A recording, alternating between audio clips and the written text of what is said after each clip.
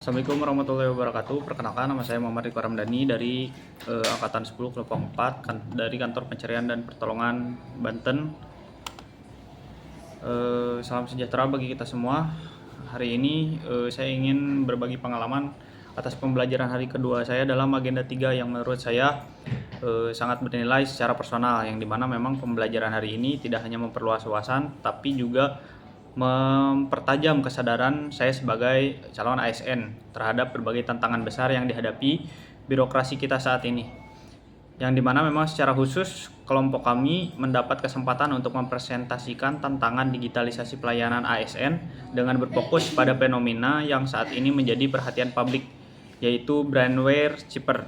Melalui tema ini, kami membedah bagaimana digitalisasi dapat menjadi pisau bermata dua, di satu sisi meningkatkan efisiensi, namun di sisi lain juga membuka celah ancaman serius terhadap keamanan data dan stabilitas sistem pelayanan.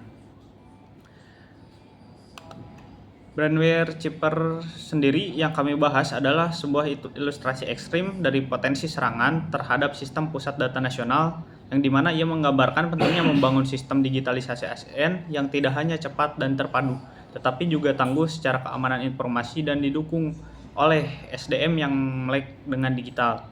Dalam konteks ini, saya semakin memahami bahwa digitalisasi pelayanan ASN bukan hanya soal platform atau teknologi, tetapi juga berkaitan erat dengan kesiapan sistem, budaya kerja, dan kapabilitas individu ASN itu sendiri. Digitalisasi yang tidak dibarengi dengan literasi digital, manajemen risiko, dan pembenahan mindset justru bisa menimbulkan ketergantungan sistem yang rentan.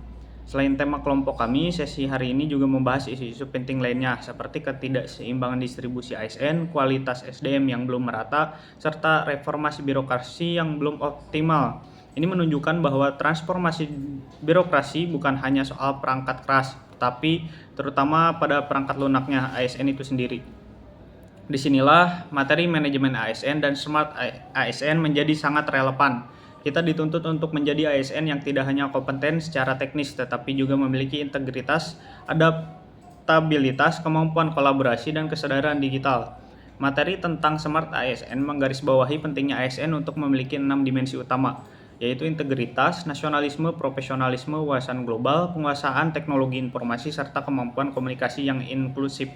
Yang dimana proses pembelajaran hari ini juga sangat mengesankan, yaitu penyajian materi yang dilakukan secara dinamis melalui diskusi kelompok, presentasi, dan refleksi.